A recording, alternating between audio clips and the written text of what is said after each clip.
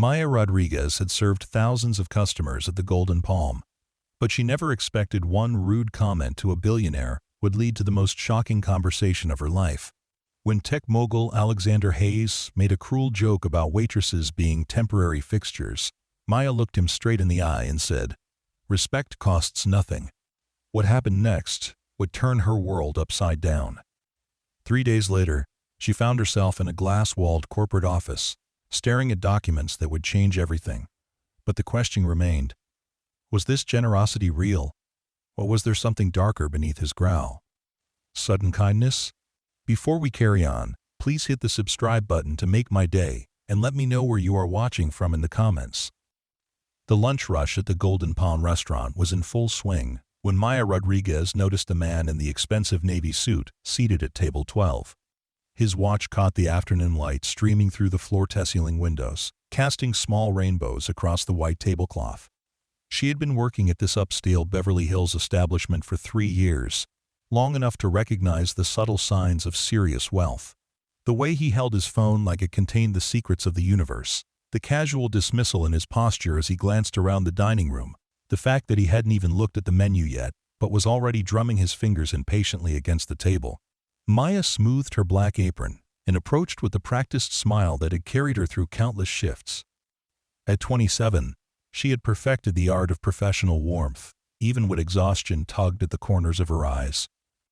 The early morning statistics class at UCLA, followed by her shift at the Golden Palm, then evening study sessions that stretched until midnight had become her routine. Every tip she earned brought her closer to finishing her business degree, closer to the life she'd dreamed of since leaving her small hometown in Arizona 5 years ago. "Good afternoon. Welcome to the Golden Palm," she said, her voice carrying the genuine friendliness that had earned her regular customers and decent tips. "I'm Maya, and I'll be taking care of you today. Can I start you with something to drink?" The man looked up from his phone, and Maya found herself meeting sharp gray eyes that seemed to assess and categorize her in a single glance. He was probably in his early 40s, with dark hair touched by silver at the temples, and the kind of confident bearing that came from never having to worry about making rent. His suit was clearly custom-tailored, and the leather briefcase beside his chair probably cost more than Maya made in a month. "Sparkling water," he said curtly, already looking back at his phone. "San Pellegrino, if you have it, and I'll need the check expedited. I have a conference call in 40 minutes. "Of course," Maya replied, maintaining her professional demeanor despite his dismissive tone. "Have you had a chance to look at today's specials, or would you like a few more minutes?" "The salmon," he said without glancing up. "However your chef prepares it, and make sure it's not overcooked. Last week at Daniel, they completely ruined a perfectly good piece of fish." Maya nodded, making notes on her pad. She recognized the casual name-dropping, the assumption that everyone would know he was referring to one of New York's most exclusive restaurants. "I'll make sure to pass that along to our chef. He takes great pride in his preparation." As she turned to head toward the kitchen, she heard him speaking into his phone, his voice carrying across the dining room with the careless volume of someone accustomed to being the most important person in any room. "No, Marcus, that's exactly the problem. These people don't understand leverage. They think showing up and doing the bare minimum entitles them to equity participation." Maya continued walking, but his words followed her. She'd grown used to overhearing fragments of conversations from wealthy diners, discussions of stock options and mergers, vacation homes and private schools. Usually, she filtered them out as background noise, but something in his tone made her uncomfortable. She returned with his sparkling water, setting it down with a precise movement that avoided interrupting his call. He held up one finger in acknowledgement, then continued speaking into his phone. "It's like that joke Richardson told at the club last week. What's the difference between a waitress and a reliable employee? The waitress is just passing through, looking for her next opportunity to move up, while a reliable employee actually commits to the company." Maya felt heat rise in her cheeks, but she kept her expression neutral and stepped back to give him space to continue his call. She had dealt with condescending customers before, but there was something particularly grating about his casual dismissal of her profession. "Exactly," he continued, his voice growing more animated. "These service industry people, they're just temporary fixtures. They're there to smile and bring you your food while they wait for their real life to begin. No skin in the game. No long-term thinking. It's why they'll never build anything meaningful. The words hit Maya like a physical blow. She thought of her 5-year plan carefully mapped out in a notebook beside her bed, the business courses she was taking, the restaurant management experience she was deliberately accumulating. She thought of her colleague Jessica, who had worked her way up from server to assistant manager while raising 2 kids as a single mother. She thought of Roberto, the bartender who had used his tip money to put himself through culinary school and now ran his own catering company on weekends. Before she could stop herself, Maya stepped forward. "Excuse me," she said quietly, her voice steady despite the anger building in her chest. Alexander Hayes looked up from his phone, clearly annoyed at the interruption. His gray eyes were cold as they fixed on her face. "I'm in the middle of an important call," he said, covering the phone's mouthpiece with his hand. "I understand," Maya replied, keeping her voice professional but firm. "I just wanted to mention that respect costs nothing, and it tends to make everyone's day a little brighter." For a moment, complete silence settled over their corner of the dining room. Alexander stared at her with an expression that shifted from annoyance to surprise, to something else entirely. Around them, the ambient noise of clinking silverware and quiet conversations continued, but Maya felt as though she and this stranger existed in a bubble of tension.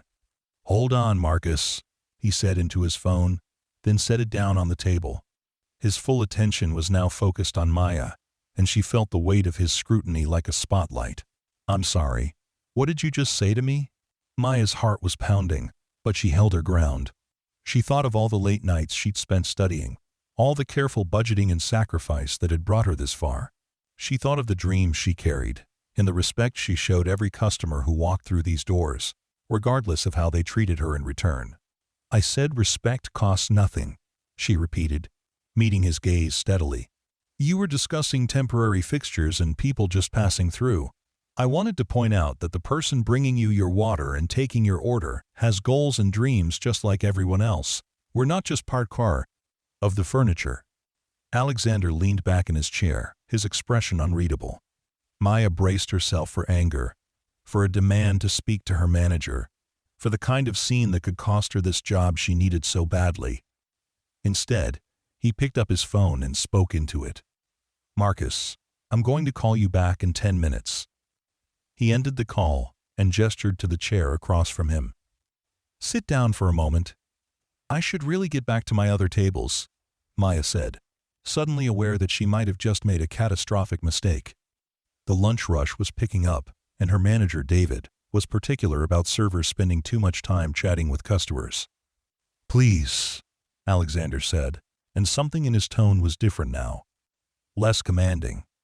More genuinely curious. "Just for a minute." Maya glanced around the dining room, then perched on the edge of the chair across from him. Her notepad felt slippery in her suddenly sweaty palm. "I apologize if I overstepped," she said. "It wasn't professional of me to interrupt your call." "What's your name?" he asked, ignoring her apology. "Maya Rodriguez." "And you work here full-time, Maya?" "I do," she said, wondering where this conversation was heading. "I'm also finishing my business degree at UCLA. Night classes, mostly." Alexander nodded slowly, as though this information confirmed something he'd been thinking. "What do you want to do with that degree?" The question caught Maya off guard. In 3 years of serving customers at the Golden Palm, none had ever asked about her future plans with genuine interest rather than polite small talk. "I'd like to open my own restaurant someday," she heard herself saying.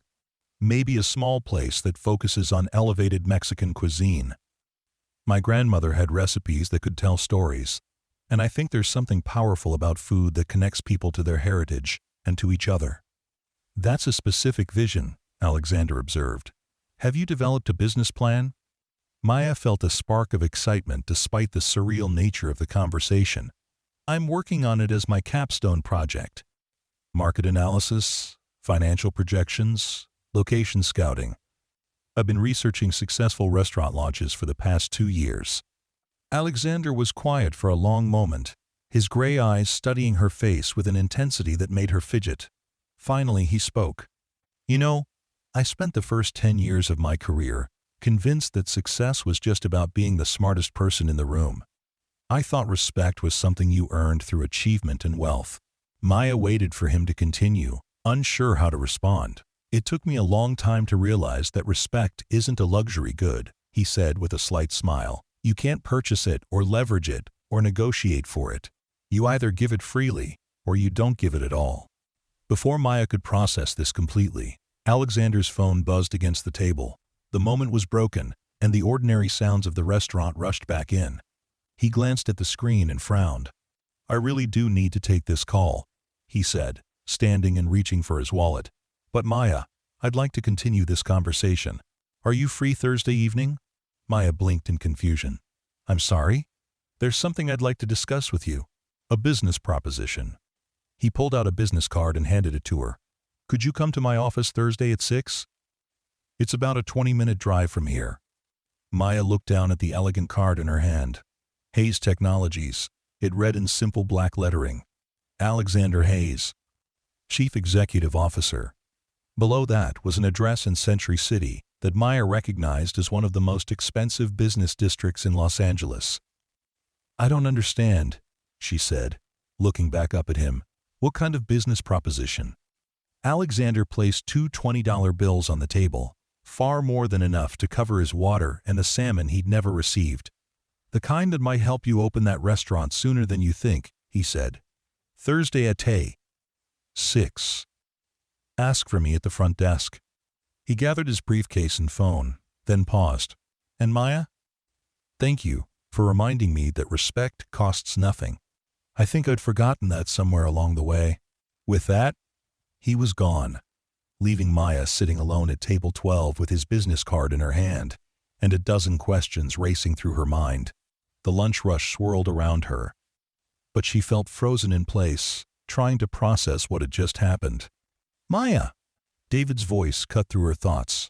Her manager was approaching from across the dining room, his expression concerned. Is everything okay? I saw you sitting with that customer. Maya quickly stood, slipping the business card into her apron pocket. He had a question about the menu, she said, which wasn't entirely untrue. Everything's fine. David nodded, but his eyes remained curious. Well, he seemed to leave in a hurry. Did something happen with his order? Maya shook her head and forced a smile. Just a busy businessman. You know how it is. As David walked away, Maya returned to her other tables, but her mind kept drifting to the conversation at table 12. Alexander Hayes, CEO of Hayes Technologies. She tried to remember if she'd heard the company name before, but nothing came to mind. What kind of business proposition could a tech executive possibly have for a waitress in Park Hawkanaw? Time student? The rest of her shift passed in a blur of orders and small talk, but Maya found herself checking her apron pocket periodically to make sure the business card was still there. Each time she touched it, the conversation felt more surreal. Had she really corrected a billionaire customer about respect? Had he really invited her to his office to discuss business? That evening, as Maya sat in her small studio apartment in Koreatown, she finally allowed herself to examine Alexander's business card properly. The paper was thick and expensive, with a subtle texture that spoke of custom printing. Hayes Technologies. She opened her laptop and searched for the company, and what she found made her breath catch in her throat. Hayes Technologies was a multinational corporation that specialized in hospitality software and restaurant management systems.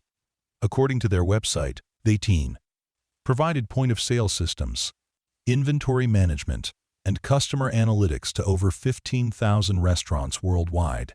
Their client list included some of the most recognizable names in fine dining and casual dining chains.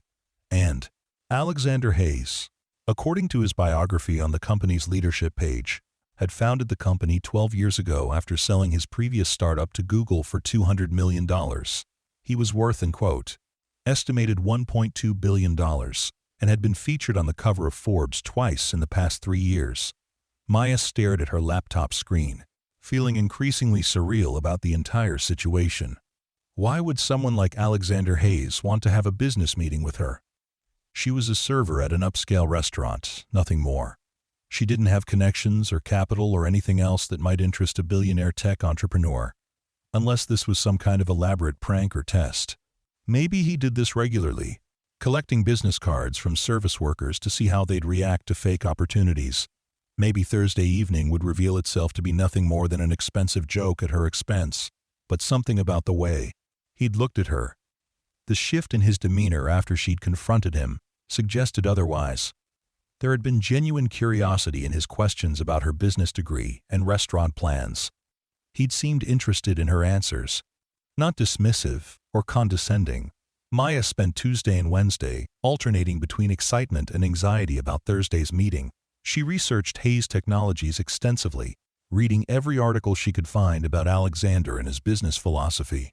What she discovered was fascinating and contradictory.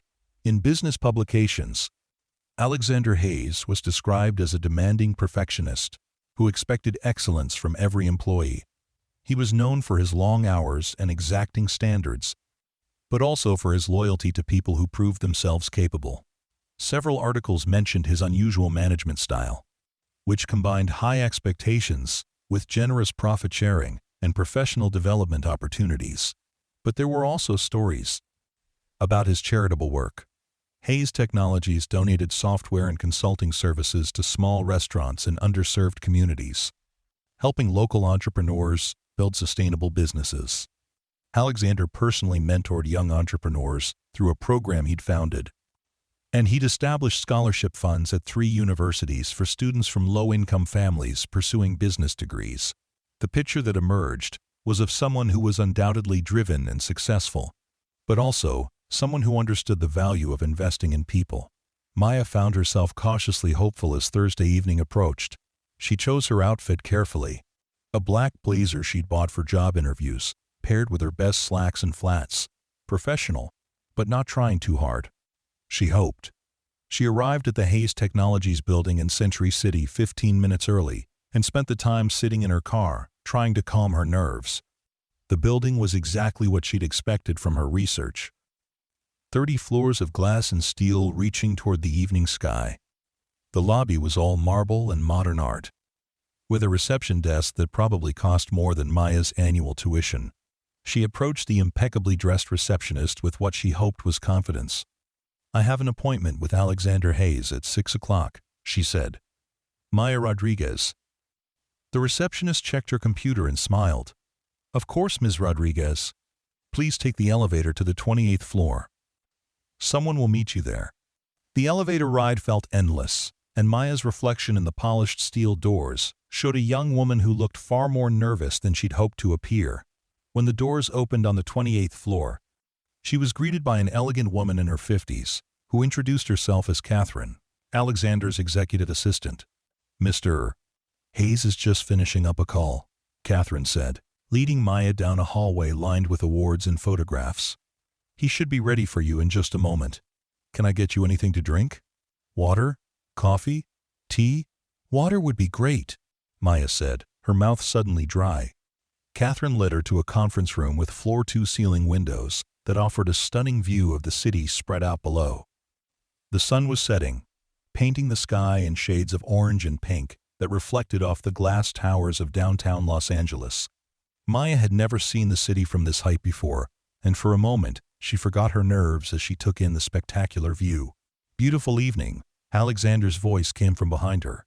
Maya turned to find him standing in the doorway, looking more relaxed than he had at the restaurant. He'd traded his formal suit for slacks and a button-down shirt with the sleeves rolled up, and his smile seemed genuine rather than polite. "It really is," Maya agreed. "I don't think I've ever seen Los Angeles from this angle before." Alexander joined her at the window, looking out over the city lights that were beginning to twinkle in the growing dusk. "It's one of the reasons I chose this building," he said. "There's something about this perspective that helps put things in context. All those lights down there represent dreams and ambitions and people working toward something better." He gestured toward the conference table. "Shall we sit? I have something I'd like to show you." Maya took a seat across from Alexander, noticing that he'd placed a manila folder and what looked like legal documents on the table between them. Her curiosity was now thoroughly piqued, mixed with a growing sense of unreality about the entire situation. "Before we begin," Alexander said, "I want to apologize for my behavior at the restaurant the other day. My comment about temporary fixtures was inappropriate and dismissive, and it reflected poorly on values I claim to hold important. Maya felt some of her tension ease. Thank you for saying that. I probably shouldn't have interrupted your call, but it struck a nerve. You were absolutely right to call me out, Alexander said firmly. Respect does cost nothing, and I'd lost sight of that truth. Your reminder came at a time when I really needed to hear it. He opened the manila folder and pulled out several sheets of paper. Maya, I'd like to tell you about a project I've been working on for the past year. Hayes Technologies has been developing a new initiative focused on supporting small restaurant entrepreneurs, particularly those from underrepresented communities who have innovative concepts but limited access to capital and resources. End quote. Maya leaned forward, intrigued, despite her confusion about why he was sharing this with her. The program provides seed funding, business mentorship, and access to our technology platform at no cost for the first 3 years, Alexander continued. But more than that, we're looking to identify promising entrepreneurs who could become stakeholders in the hospitality ventures we're planning to launch. He slid a document across the table toward Maya. I'd like to offer you a position as a consultant and minority stakeholder in our new restaurant incubator program. Maya stared at the document without touching it. I don't understand. You don't know anything about my qualifications or experience beyond one conversation at a restaurant. Alexander smiled. Actually, I know quite a bit more than that now. After our conversation on Tuesday, I did some research. I spoke with your professor, Dr. Martinez, about your capstone project. She showed me your preliminary business plan for your Mexican restaurant concept. It's impressive work, Maya. Thoroughly researched, realistic financial projections, and a unique positioning strategy that could succeed in today's market. End quote. Maya's mouth fell open. You contacted my professor? With your permission, which she obtained by calling you Tuesday evening, you gave her consent to share your academic work for a potential business opportunity. Alexander's expression was amused. You don't remember the call? Maya's mind raced back to Tuesday evening. She'd been studying when her phone rang, and Dr. Martinez had asked some questions about a consulting opportunity that might be interested in her restaurant concept. Maya had been distracted and had given permission without really processing what she was agreeing to. I also spoke with David, your manager at the Golden Palm, Alexander continued. He had nothing but excellent things to say about your work ethic, your leadership with newer employees, and your ability to handle difficult situations with grace. Apparently, you've been instrumental in training several new servers and have suggested operational improvements that have increased efficiency during busy periods. End quote. Maya felt overwhelmed by the realization that Alexander had been investigating her background. This is all very flattering, but I still don't understand why you'd want to offer me a business partnership. We barely know each other. Alexander leaned back in his chair, his expression becoming more serious. Maya, I built Hayes Technologies because I believed that good systems and smart technology could help small businesses succeed. But somewhere along the way, I lost sight of the human element that makes businesses actually work. I started seeing restaurants as data points and profit margins, rather than places where people gather to share experiences and build community. He gestured toward the window, where the city lights were now fully visible in the darkness. Your comment about respect reminded me that business isn't just about systems and processes. It's about people, and the way we treat each other matters more than quarterly earnings or market share. Maya was beginning to understand the direction of his thinking, but she still felt lost about the specific opportunity he was presenting. The restaurant incubator program is my attempt to get back to those foundational principles, Alexander explained. I want to identify passionate entrepreneurs who understand both the business side and the human side of hospitality.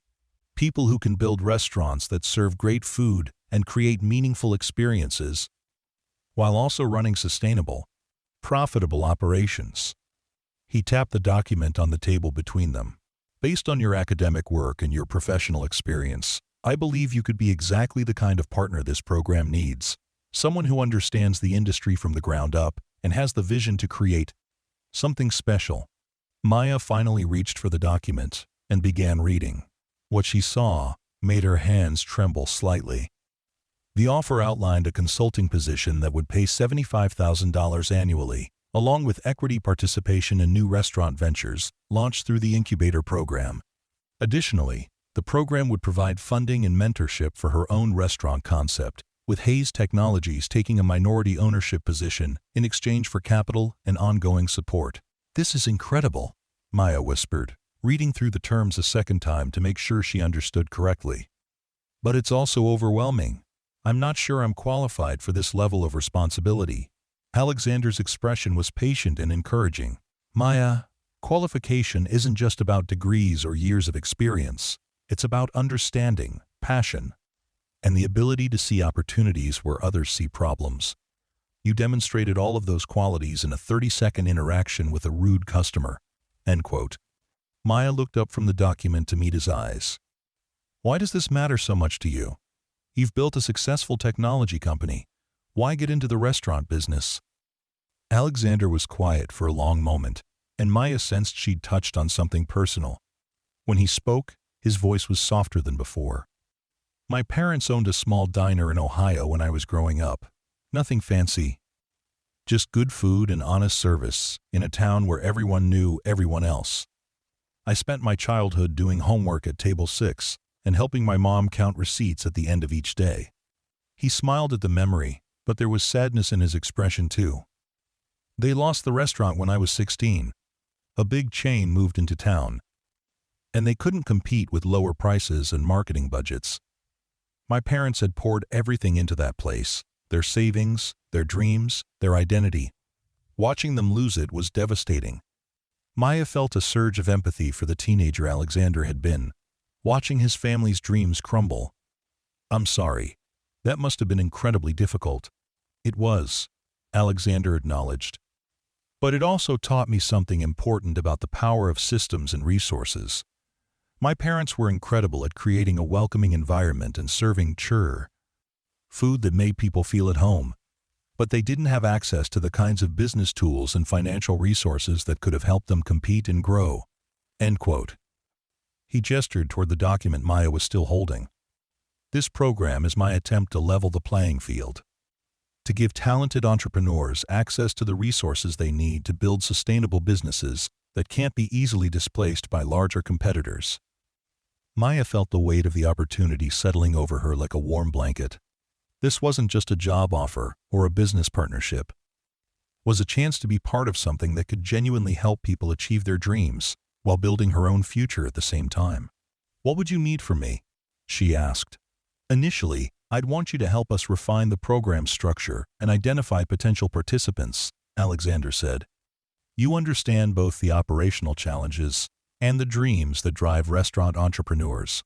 Your perspective would be invaluable in making sure we're designing something that actually serves people's needs, rather than just sounding good on paper." Maya nodded, her mind already racing with ideas. "And my own restaurant concept? That would be our pilot program," Alexander said with a smile. "We'd provide the capital for startup costs, help you secure a location, and give you access to our technology platform and business expertise.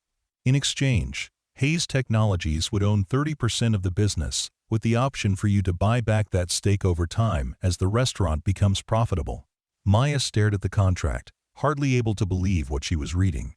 6 months ago, her restaurant had been a distant dream, something she hoped to achieve in 5 or 10 years after she'd saved enough money and built enough experience. Now, Alexander was offering to make it possible within the next year. "There's one more thing," Alexander said, reaching into his briefcase and pulling out another document. "I'd like to offer you stock options in Hayes Technologies as well. If the incubator program succeeds and our restaurant ventures prove profitable, those options could be worth considerably more than the salary we're discussing." Maya looked at the stock option agreement and felt her head spin. She was looking at documents that represented more opportunity than she'd ever imagined possible, offered by a man she'd known for less than a week. "This is incredible," she said, her voice barely above a whisper. "But I have to ask, are you sure about this? We've had one conversation about respect and another about my business plan. That doesn't seem like enough to justify this level of investment." Alexander leaned forward, his gray eyes intense but kind. "Maya, I've spent 12 years building a technology company, and I've learned that the most important business decisions are rarely about spreadsheets and projections. They're about recognizing potential and betting on people who have the courage to speak up for what they believe in." He paused, choosing his words carefully. "When you interrupted my phone call to tell me that respect costs nothing, you demonstrated something that no resume or interview could reveal. You showed me that you're willing to risk your own comfort, to stand up for principles that matter. That's the kind of character I want in a business partner." Maya felt tears prick at the corners of her eyes. For 5 years, she'd worked double shifts and late-night study sessions, carefully saving every dollar and planning every step toward her goals. She'd grown used to the idea that success would require decades of gradual progress, that dreams like restaurant ownership were luxuries for people with more resources and connections. "And I'd like to accept," she said, her voice growing stronger with each word. "But I'd also like to make sure I understand exactly what I'm agreeing to. This feels too good to be true." Alexander laughed, a warm sound that filled the conference room. "It's not too good to be true, Maya. It's just what happens when talent meets opportunity at the right moment. But you're absolutely right to want to understand every detail. Let's spend the next hour going through each section of these agreements so you're completely comfortable with what you're signing." For the next 90 minutes, Alexander walked Maya through every aspect of the offer. He explained the consulting role, the equity arrangements, the timeline for launching her restaurant, and the long-term vision for the incubator program. He answered every question with patience and thoroughness, never making her feel foolish for wanting clarification on details that seemed obvious to him. By 8:30, Maya had signed the contracts and officially become a consultant and stakeholder in Hayes Technologies' new hospitality ventures. As she prepared to leave, Alexander walked her to the elevator, carrying copies of all the signed documents in a leather portfolio. "Maya," he said as they waited for the elevator to arrive, "I want you to know that this partnership works both ways. I'm not just offering you an opportunity. I'm asking you to help me remember what really matters in business. Don't let me forget the lesson about respect costing nothing." Maya smiled, feeling more confident than she had all evening. "I think I can handle that responsibility." The elevator doors opened, and Maya stepped inside, turning to face Alexander as the doors began to close. "Thank you," she said, "for seeing potential I wasn't sure I had yet." "Thank you," Alexander replied, "for reminding me why I wanted to build businesses in the first place." As the elevator descended toward the lobby, Maya looked at her reflection in the polished steel doors and saw someone entirely different from the nervous waitress who had ridden up 2 hours earlier.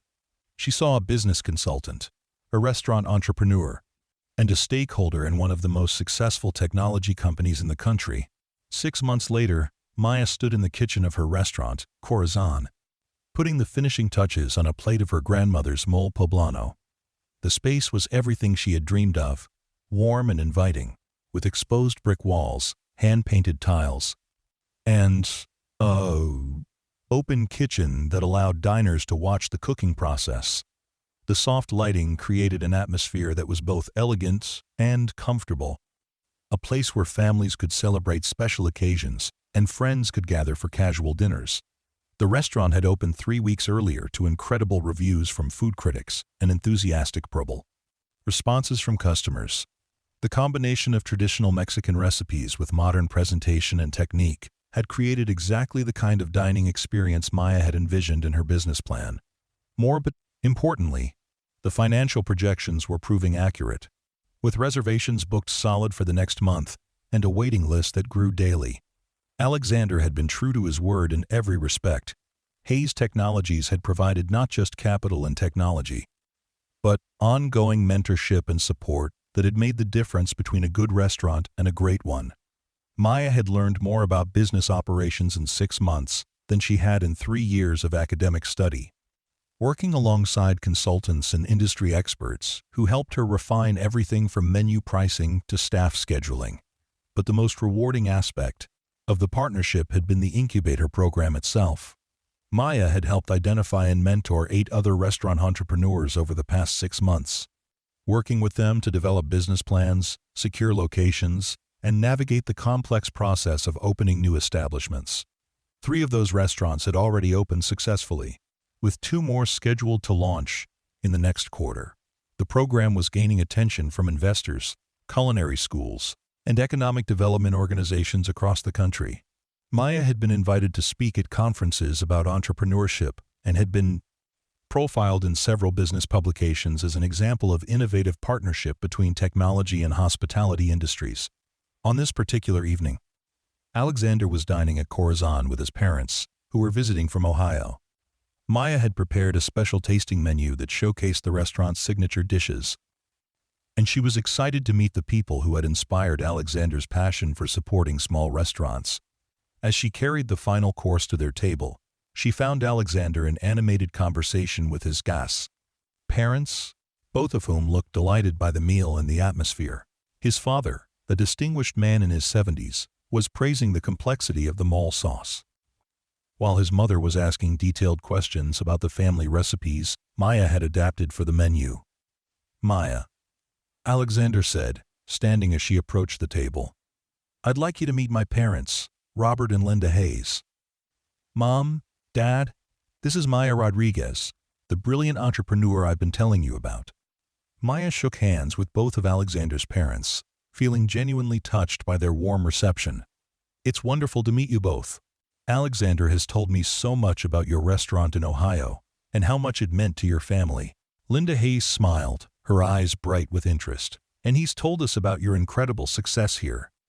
This meal has been absolutely exceptional, and the atmosphere reminds me so much of the places we used to love visiting when Robert and I were young." "That's exactly what I was hoping to create," Maya said. "Food that tells stories and brings people together." Robert Hayes nodded approvingly. "You've succeeded beautifully. This is exactly the kind of restaurant that builds community and creates lasting memories." As Maya returned to the kitchen, she reflected on the journey that had brought her to this moment. 18 months ago, she had been a waitress with big dreams and limited resources, working double shifts to pay for night classes and save money for a Sunday restaurant. One moment of courage in standing up to a rude customer had changed everything, opening doors she hadn't even known existed. The lesson about respect costing nothing had proven to be more profound than she'd initially realized. By treating Alexander with honest directness rather than subservient, politeness, she demonstrated the kind of authentic leadership that had made their partnership possible. By insisting on dignity for herself and her profession, she'd shown Alexander the values that would guide their business relationship. As the evening service wound down and the last customers finished their meals, Maya found Alexander waiting for her at the bar. His parents had returned to their hotel, but he'd stayed behind to talk. "Another incredible evening," he said, raising a glass of the restaurant's signature mezcal cocktail. "The reviews in the Times and the Journal have generated more reservation requests than we can accommodate. We're going to need to start thinking about expansion sooner than we originally planned." Maya joined him at the bar, accepting a glass of sparkling water from Roberto, who had left his catering business to become Corazon's head bartender. "It's surreal," she admitted. 6 months ago, this restaurant existed only in my imagination and on paper. Now people are talking about expansion and additional locations." Alexander smiled. "That's what happens when you combine great vision with solid execution and the right support systems.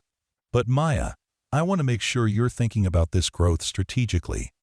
Success can be just as challenging to manage as struggle." Maya nodded, appreciating his guidance as always. "I've been thinking about that. If we expand, I want to make sure we maintain the quality and the culture that make this place special. Growth for its own sake doesn't interest me if it compromises what we've built here." "That's exactly the right perspective," Alexander said. "And it's why our partnership works so well. You understand that sustainable success is about more than just revenue and profit margins." They sat in comfortable silence for a moment, watching Roberto clean glasses and prepare the bar for closing. The restaurant felt peaceful in the post-service quiet, with the warm glow of pendant lights casting gentle shadows across the dining room that had become Maya's second home. "I have something I want to discuss with you," Alexander said, his tone becoming more serious. "The board of directors for Hayes Technologies has been incredibly impressed with the success of the incubator program and your leadership in developing it. They'd like to offer you a position on the board. Maya nearly choked on her sparkling water. A board position? Alexander, I've been in business for 6 months.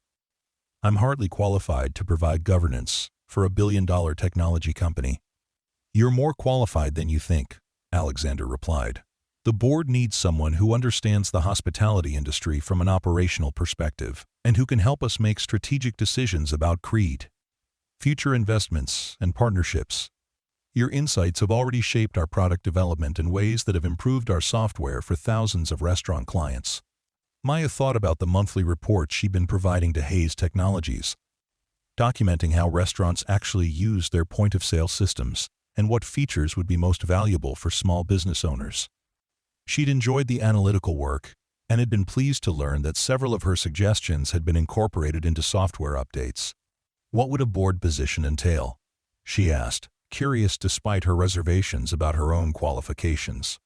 Quarterly board meetings, input on major strategic decisions, and oversight of the incubator. Program's expansion, Alexander explained. The compensation would be significant, both in terms of salary and additional stock options. But more importantly, it would give you a voice in shaping how Hayes Technologies develops products and services for the restaurant industry. Maya considered the offer, thinking about how much her life had changed since that afternoon at the Golden Palm. Every opportunity Alexander had presented had seemed overwhelming at first, but each had also proven to be exactly what she needed to grow both personally and professionally. I'd be honored to serve on the board, she said finally, but I want to make sure I can fulfill the responsibilities effectively while continuing to run Corazon and expand the incubator program. We'll structure it so that your board duties complement rather than compete with your other work, Alexander assured her. The goal is to leverage your expertise, not overwhelm you with additional obligations. As they shook hands on the new agreement, Maya reflected on the conversation that had started this entire journey. Alexander's crude joke about waitresses being temporary fixtures had revealed his own disconnection from the values he claimed to hold. Important, her simple response about respect costing nothing had reminded him of principles he'd lost sight of in his pursuit of business success. But the real magic had happened in the days and months that followed.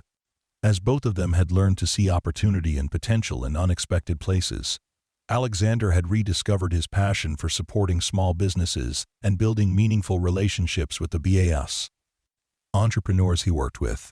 Maya had learned that her dreams were not only achievable, but could be realized much sooner than she'd ever imagined. The incubator program had grown beyond either of their initial expectations, supporting 37 restaurant entrepreneurs across 12 cities, and generating both financial returns and positive social impact. The success stories ranged from a Vietnamese fusion concept in Seattle to a soul food restaurant in Atlanta that had become a gathering place for community organizing and cultural events. Each new restaurant represented someone's dream becoming reality, someone's vision for bringing people together through food and hospitality. Maya thought about the young chef in Portland who had been afraid to pursue her Ethiopian restaurant concept until the incubator program provided both funding and encouragement.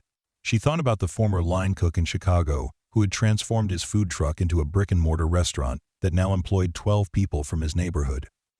Alexander, Maya said as they prepared to leave the restaurant, I want you to know how grateful I am for everything that's happened.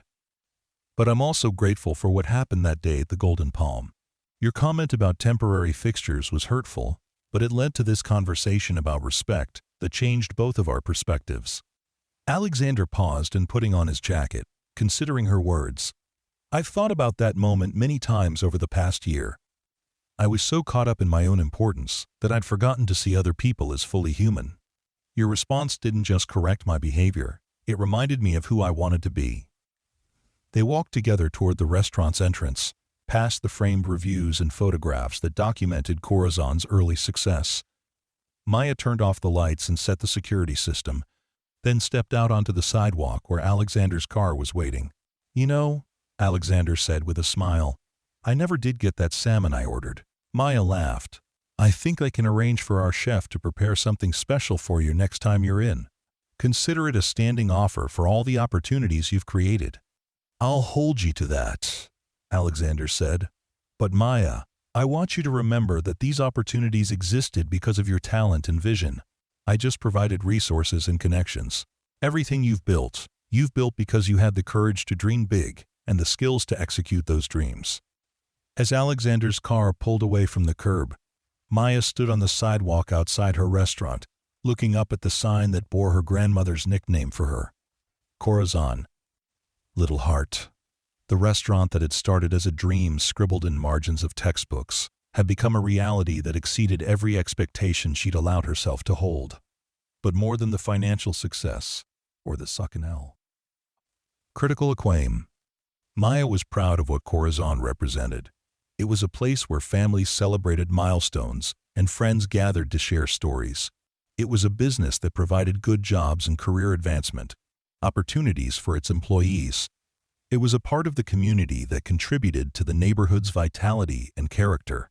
The incubator program had allowed Maya to help other entrepreneurs achieve similar success, creating a ripple effect of opportunity and community building that extended far beyond any single restaurant or business. The board position at Hayes Technologies would give her an even larger platform for Bachin, advocating for small business owners and shaping policies that could help level the playing field for entrepreneurs who didn't have access to traditional sources of capital and mentorship.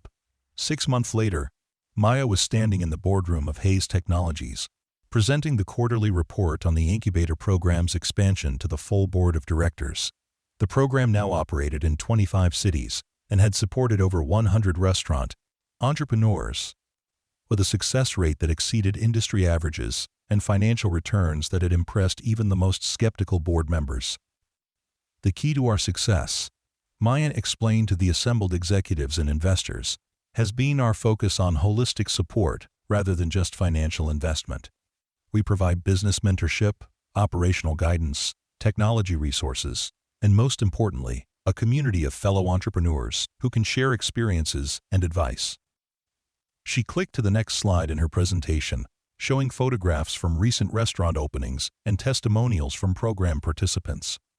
Our restaurant owners aren't just running successful businesses, they're creating gathering places that strengthen their communities and provide economic opportunities for local residents. Board member Patricia Chen raised her hand. Maya, the financial returns on these investments have been impressive, but I'm curious about the broader impact. How do we measure success beyond profit margins? Maya smiled, appreciating the question that got to the heart of what made the program meaningful. We track several metrics beyond financial performance: job creation, community engagement, supplier relationships with local farms and producers, and the long-term sustainability of the businesses we support. Our restaurants have created over 800 jobs in the past 18 months, and 78% of them source ingredients from local suppliers. She clicked to another slide showing a map of the United States dotted with pins representing program restaurants.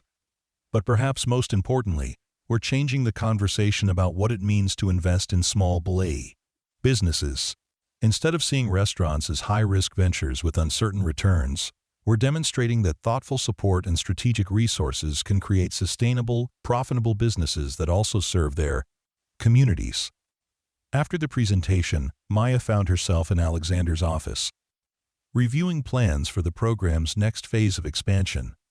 The success had attracted attention from other venture capital firms and economic development organizations, all wanting to replicate the model in their own markets. I've been thinking about something, Alexander said, looking out his office window at the city below. When I first started Hayes Technologies, my goal was to build systems that would help restaurants operate more efficiently. But working with you has taught me that efficiency without purpose is just optimization for its own sake. Maya nodded, understanding the distinction he was making. The technology is important, but it's only valuable if it helps people achieve their goals and serve their communities better. Exactly, Alexander said. And that's why I want to propose something that might seem unusual for a technology company. I'd like to establish a foundation that focuses specifically on supporting restaurant entrepreneurs from underrepresented communities. Not as an investment vehicle, but as a philanthropic initiative that provides grants and mentorship without expecting financial returns. Maya felt a surge of excitement at the idea. That could reach entrepreneurs who might not be ready for traditional investment but have incredible potential and vision. That's exactly what I'm thinking, Alexander said. And I'd like you to consider serving as the foundation's executive director. It would be a full-time role, which would mean stepping back from day-to-day operations at Corazon, but it would allow you to impact hundreds of entrepreneurs rather than dozens. Maya sat back in her chair, processing the magnitude of what Alexander was suggesting. Leading a foundation would mean giving up the hands-on restaurant work she loved, but it would also allow her to help other people achieve their dreams on a much larger scale. What would happen to Corazon? She asked. You'd retain your ownership stake, and we promote your current assistant manager to general manager, Alexander explained. The restaurant is successful enough now to operate independently, and you've built such a strong team that your daily presence isn't necessary for continued success. Maya thought about her staff at Corazon, the team of servers, cooks, and managers who had grown with the restaurant and learned to embody its values of hospitality and community service. She was proud of how well they worked together and how committed they were to maintaining the standards that had made the restaurant successful. How much funding would the foundation have? Maya asked. Initial endowment of $50 million, with plans to grow it to $200 million over the next 5 years. Alexander said. Enough to support several hundred entrepreneurs annually and to provide the kind of comprehensive assistance that makes the difference between good ideas and successful businesses. Maya felt overwhelmed by the scope of the opportunity. $50 million represented more resources than she had ever imagined having access to. Money that could transform the lives of countless entrepreneurs who had dreams but lacked the capital and connections to pursue them. I want to accept, she said, but I also want to make sure we structure the foundation correctly. I've learned a lot about the challenges restaurant entrepreneurs face, and I want to make sure our programs address those specific needs, rather than just providing generic business support. Alexander smiled. That's exactly why you're the right person to lead this initiative. Your understanding of the industry and your experience building successful businesses from the ground up will ensure that the foundation's programs are practical and effective. They spent the next 2 hours discussing the foundation's structure, mission, and operating principles. Maya insisted on including not just financial support but also mentorship programs, educational workshops, and networking opportunities that would help entrepreneurs build the skills and relationships necessary for long-term success. As the conversation continued, Maya reflected on how much her perspective on success had evolved over the past 2 years. When she'd first started working at the Golden Palm, success had meant earning enough money to pay for school and eventually opening a small restaurant. The idea of leading a foundation with $50 million in assets would have seemed like a fantasy. But each opportunity had prepared her for the next, building her confidence and expanding her vision of what was possible. The experience of running Corazon had taught her about operations and financial management. The incubator program had shown her how to evaluate business concepts and provide effective mentorship. The board position at Hayes Technologies had given her insight into strategic planning and organizational governance. Most importantly, her partnership with Alexander had demonstrated the power of relationships built on mutual respect and shared values. The foundation would be successful not just because of its financial resources, but because it would be guided by principles of dignity, community service, and authentic support for entrepreneurs who might otherwise be overlooked by traditional funding sources. 3 months later, Maya stood in the kitchen of a small restaurant in Detroit, watching as Maria Santos put the finishing touches on a plate of her signature fish tacos. Maria was one of the first grant recipients from the Rodriguez Hayes Foundation for Restaurant Entrepreneurship, and her restaurant, Marisco's Maria, had opened just 2 weeks earlier to enthusiastic reviews from local food critics. The foundation's support made all the difference, Maria explained as she plated another order. Not just the money, although that was obviously crucial, but the mentorship and the business training.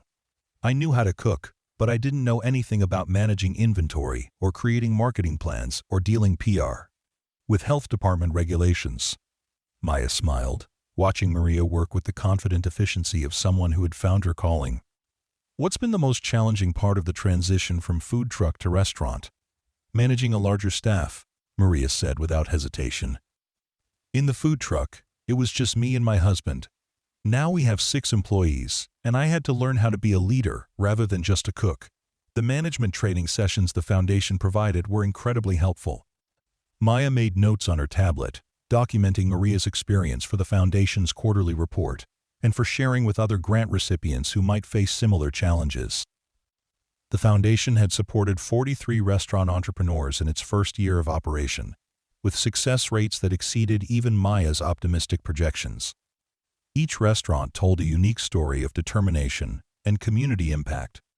There was the Jamaican restaurant in Oakland that had become a gathering place for Caribbean cultural events. The Native American fry bread shop in Albuquerque that employed members of 3 local tribes and donated meals to community elders. The Honduran bakery in Houston that provided both traditional pastries and job training for recent immigrants. What united all of these businesses was their owners' commitment to serving their communities while building sustainable enterprises. Maya had learned to recognize the combination of culinary skill, business acumen, and community connection that predicted success. And the foundation's selection process had become increasingly sophisticated as she refined her understanding of what made restaurants thrive. As Maya prepared to leave Detroit and visit 2 more foundation restaurants in Chicago, she received a call from Alexander. His voice was excited as he shared news that the foundation had received a major grant from a national philanthropic organization, funding that would allow them to expand operations to 20 additional cities over the next 2 years. Maya, this is incredible validation of everything we've built, Alexander said. The MacArthur Foundation specifically cited our holistic approach and community impact as reasons for their support. They want to use our model as a template for supporting small business entrepreneurship in other industries. Maya felt a surge of pride and gratitude as she absorbed the news.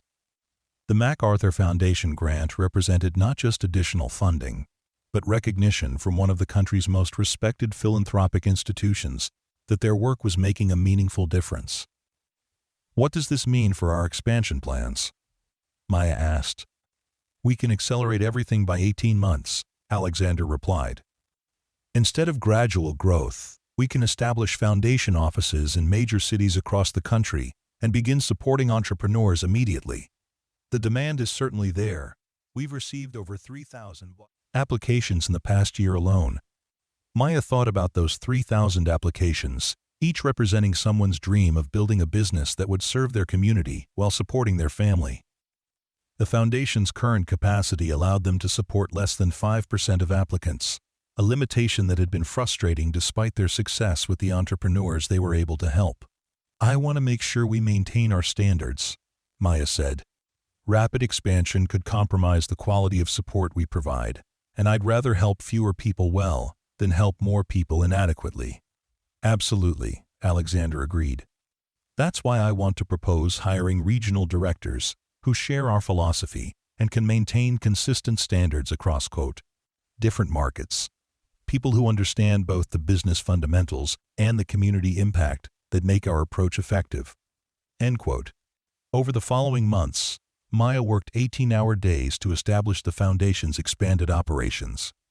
She traveled constantly, visiting potential restaurant locations, interviewing prospective grant recipients, and training new staff members who would oversee regional programs. The work was exhausting, but deeply fulfilling. Each new restaurant opening felt like a celebration of human potential and community resilience. Maya had witnessed the transformation that occurred when passionate entrepreneurs received the resources and support they needed to pursue their dreams, and she never tired of seeing the joy and pride in their faces as they served their first customers. But perhaps the most rewarding aspect of the work was watching the ripple effects that extended far beyond individual restaurants. The foundation's grant recipients were hiring locally, sourcing ingredients from regional farmers, and creating gathering places that strengthened social connections within their communities. Several restaurants had become anchors for neighborhood revitalization efforts, attracting other businesses and contributing to local economic development. The foundation had also begun tracking longer-term outcomes, following up with restaurants after their first year of operation to assess their ongoing sustainability and community impact. The results were encouraging, with 87% of foundation-supported restaurants still operating profitably after 18 months. and many expanding their operations or opening additional locations. As Maya sat in her office at the foundation's headquarters in Los Angeles, reviewing applications for the next round of grants, she reflected on the journey that had brought her to this point. The moment of courage in standing up to Alexander's disrespectful comment had created opportunities she could never have imagined. But the real transformation had occurred in the years of hard work and learning that followed. She had discovered that success was not just about achieving personal goals, but about creating opportunities for others to achieve theirs as well. The restaurant she had dreamed of opening had become a reality, but the foundation allowed her to help hundreds of other entrepreneurs realize similar dreams while building businesses that served their communities. The lesson about respect costing nothing had proven to be even more profound than she'd initially understood. By treating every grant applicant, every restaurant owner, and every community member with dignity and genuine interest, the foundation had built relationships that went far beyond typical business transactions.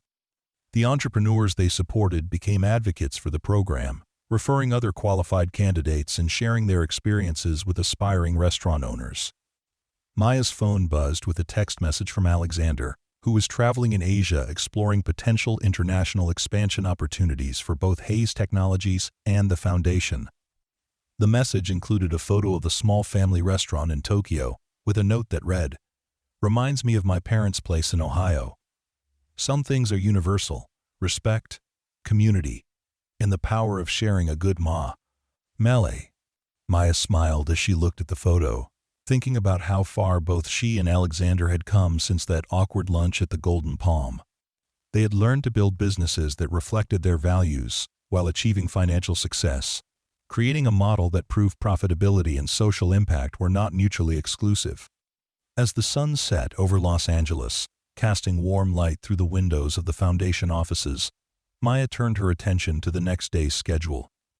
She would be visiting 3 potential grant recipients in San Diego, meeting with a group of culinary students interested in entrepreneurship, and reviewing proposals for a new program that would provide microloans to food truck operators looking to transition to brick-and-mortar restaurants. Each day brought new opportunities to make a difference in someone's life, to help transform dreams into reality through the power of respect, resources, and genuine support. Maya had learned that success was not a destination but a journey of continuous growth and service to others, and she looked forward to seeing where that journey would lead next.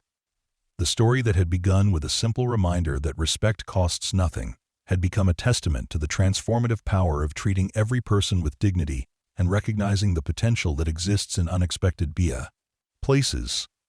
Maya Rodriguez had started as a waitress with big dreams and had become a leader whose work was changing lives and communities across the country, proving that with courage, support, and hard work, any dream was achievable.